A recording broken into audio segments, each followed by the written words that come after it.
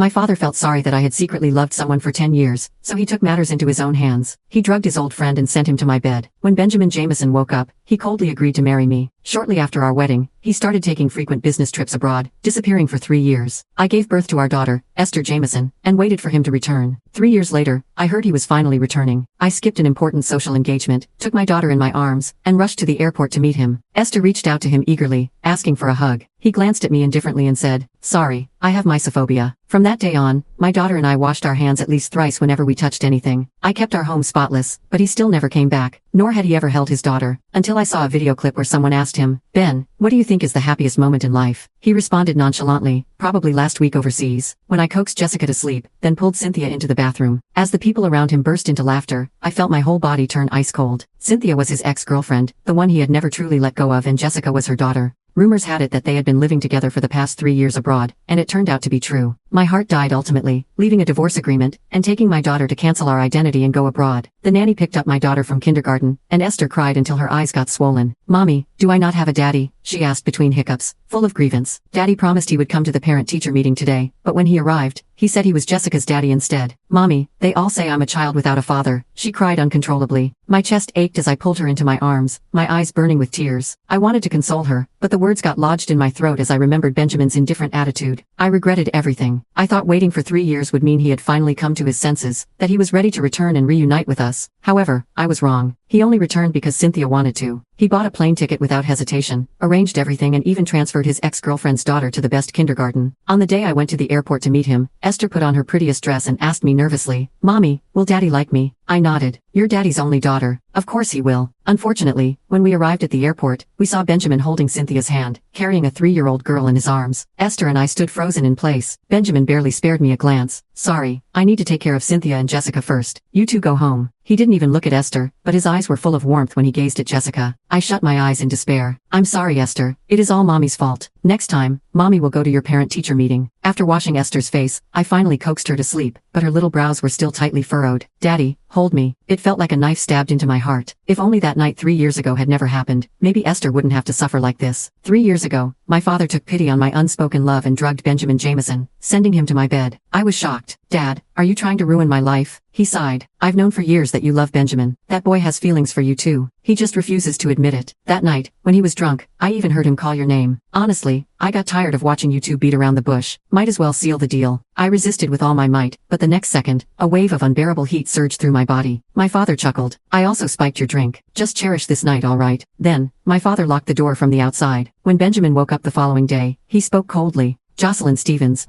I will take responsibility for this, and marry you." I thought my happy life was about to begin, but I accidentally overheard his conversation with a friend at a gathering. "Ben, you should count yourself lucky. Jocelyn has a great figure, comes from money, and most importantly, she loves you. Just settle down with her." Benjamin exhaled a puff of smoke and sneered. At first, I had some feelings for her too, but I never expected her to be so easy. The thought of her drugging me and forcing herself on me that night disgusts me. I hadn't even figured out how to explain things to him before he got his visa and left the country 2 weeks later. That night, however, left me with a child. I gave birth to my daughter Esther, alone, eagerly awaiting his return. Instead, I found him entangled with Cynthia and her daughter. The villa was eerily quiet. I picked up my phone, just about to call Benjamin and ask when he would come home. Just then, the door swung open and he walked in indifferently. He glanced at the sleeping Esther and casually said, "Jessica is coming over to play tomorrow. You and Esther should go out." Noticing my confused expression, he smiled faintly and explained, "Jessica is possessive. She can't stand seeing another little girl call me daddy." The anger that had been building up inside me finally exploded. I let out a bitter laugh. "Benjamin, do you even remember who your real daughter is? Do you know what happened to Esther at kindergarten today?" Benjamin frowned slightly and cut me off. "Jocelyn Stevens, I don't need you to remind me. I'm sorry about what happened at kindergarten today. Jessica also had a parent-teacher meeting today. Cynthia and her ex-husband are divorced. She's a single mom and can't handle everything. Besides, before I met you, I promised Cynthia that I would never let her suffer. I've already married you, just as you wished. So, you have no right to stop me from caring for them. This is my debt to them." After speaking, Benjamin threw his coat aside and went straight to the bathroom. The sound of running water drowned out my helpless sobs. If I had known marriage with him would turn out like this, I would have rather died than give in that night. I smiled bitterly at the divorce agreement I had just drafted. I would have divorced him long ago if it weren't for Esther, but I decided to give marriage one more shot after considering her suffering later. I didn't want her to grow up without a father. Early in the morning, Esther woke up and learned that her father had returned. She jumped excitedly on her bed. "I want to show Daddy the painting I just finished." Children are forgetful. Esther had already forgiven Benjamin for what happened at kindergarten yesterday. She happily ran downstairs, but as soon as she reached the living room, she saw Cynthia and Jessica. Benjamin was gently peeling an orange for Jessica. Daddy,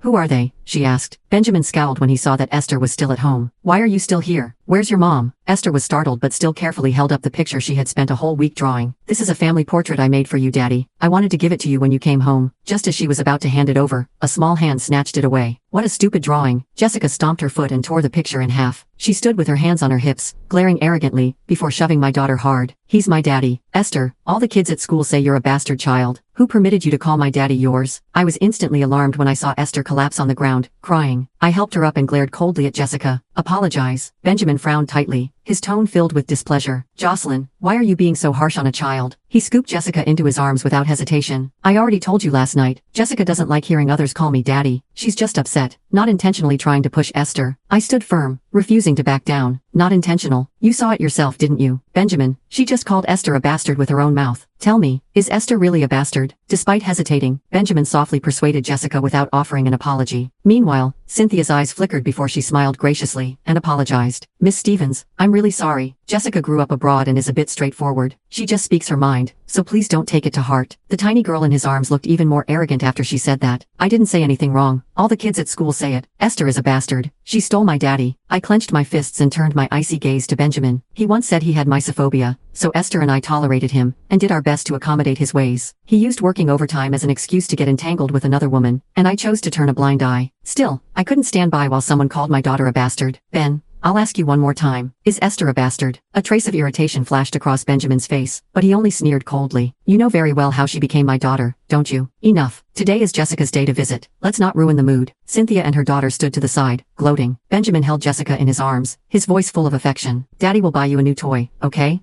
And a pretty Elsa dress too. Okay, Jessica beamed as Benjamin doted on her. I felt my heart shiver as I watched his leaving figure. Finally, after weighing my words over and over, I said the sentence I had never dared to before. Benjamin, let's get a divorce. His footsteps halted. He turned back with a cold stare. Jocelyn, do you think this is funny? If you think this will threaten me, then fine, as you wish. After that, he walked away without looking back. A flicker of satisfaction flashed in Cynthia's eyes, but she quickly masked it, stepping forward with an apologetic smile. I'm really sorry. Benjamin and I are just friends. He's just a deeply affectionate person. He felt bad that I got divorced so early, leaving Jessica without a father, so he paid extra attention to us. Please don't take it the wrong way and don't let this upset you. She even added my contact before she left, saying that she wanted to make up for Esther's damaged painting. Cynthia, come on. While still holding Jessica, Benjamin stood nearby and softly called to her. Coming. Cynthia happily ran after him. They hadn't gone far when I heard their conversation clearly. Benjamin, seriously? Miss Stevens was just saying it out of anger. How could you just agree to a divorce so easily? Benjamin scoffed. She used every trick in the book to get this marriage. Do you really think she'd be willing to let it go? She was just a little harsh on Jessica just now. This is just a small punishment for her. Give it some time and she'll be begging me to come back. I couldn't help but let out a cold laugh. Benjamin, people change. Jocelyn Stevens, who once threw herself into love without hesitation, is gone. Now, for the sake of my daughter, I will choose to walk away from you completely. Esther hid in her room, crying uncontrollably. Mom,